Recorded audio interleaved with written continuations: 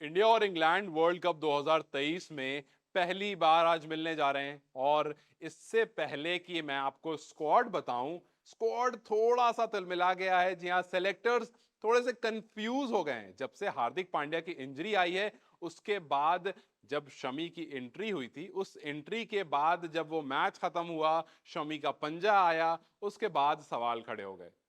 सवाल इसलिए खड़े हो गए क्योंकि आप शमी को तो अब बाहर जाने को नहीं कह सकते हो, क्योंकि आप शमी को तो एक मैच के लिए लेकर आए थे। इससे पहले शमी जो थे वो बेंच वार्मर की तरह काम कर रहे थे, क्योंकि आपके पास आपके दो प्रीमियम पेसर थे, आपके पास शार्दुल ठाकुर थे और आपके पास थे हार्दिक पांड्या। तो चार पेसर आपके पास हो जाते थे। फिर उसके बाद आपके पास कुलदीप थे, आपके पास जडेजा थे, आपको दो स्पिन ऑप्शन भी मिल रहा था। तो आपके पास छह बॉलर थे। लेकिन हार्दिक पांड्या हो जाते हैं इंजर्ड। हार्दिक पांड्या के इंजर्ड होने के बाद आपको एक ऑलराउंडर चाहिए, और आपके पास वो नहीं है। फिलहाल आपके पास कोई ऐसा प्लेयर फिलहाल नहीं है जो हार्दिक पांड्या को रिप्लेस कर सके, जो हार्दिक पांड्या की तरह पेस भी फेंकता हो और हार्दिक पांड्या की तरह बल्लेबाजी भी कर लेता हो। तो आपने क्या करा, आपने शार्दुल ठाकुर को बाहर बिठाया और शार्दुल ठाकुर की जगह आप लेकर आए मोहम्मद शमी को, और उसके बाद हार्दिक पांड्या की जगह पर आप लेकर आए सूर्य कुमार यादव को। मतलब एक ऑलराउंडर को बाहर करने पर आपको दो खिलाड़ी लाने पड़े अंदर। लेकिन अब सवाल इसलिए खड़ा होने लगा है क्योंकि आज जो मैच है वो इकाना स्टेडियम में है, लखनऊ के। ये पिच स्पिन फ्रेंडली है, और स्पिन फ्रेंडली कहते ही आपको शायद याद आ गया होगा एक नाम, वो नाम है रविचंद्रन अश्विन।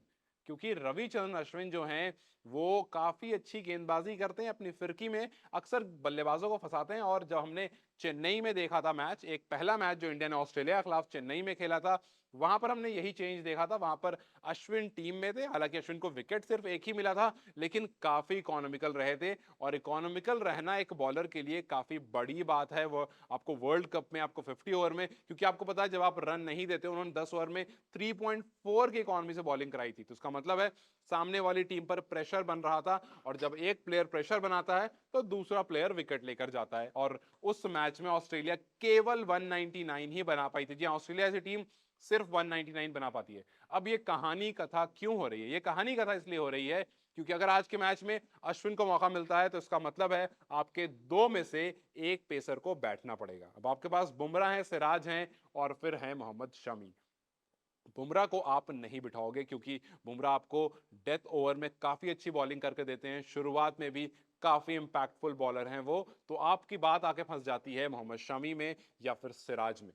आपने मोहम्मद शमी को जैसे ही मौका दिया हार्दिक पांड्या के बैठने पर, मोहम्मद शमी ने आकर के पंजा झटक लिया। जी हाँ, मोहम्मद शमी ने 5 विकेट ले लिए उस मैच में, और उस 5 विकेट की वजह से अब आप मोहम्मद शमी को बिठाने से पहले दो बार जरूर सोचोगे। क्योंकि मोहम्मद शमी को आपने पिछले वर्ल्ड कप में मौका दिया था, 4 मैच खेले थे इन्होंने। इस 4 मैच में एक में हैट्रिक आई थी, एक में पंजा आया था, और 4 में 14 विकेट लेकर गए थे शमी।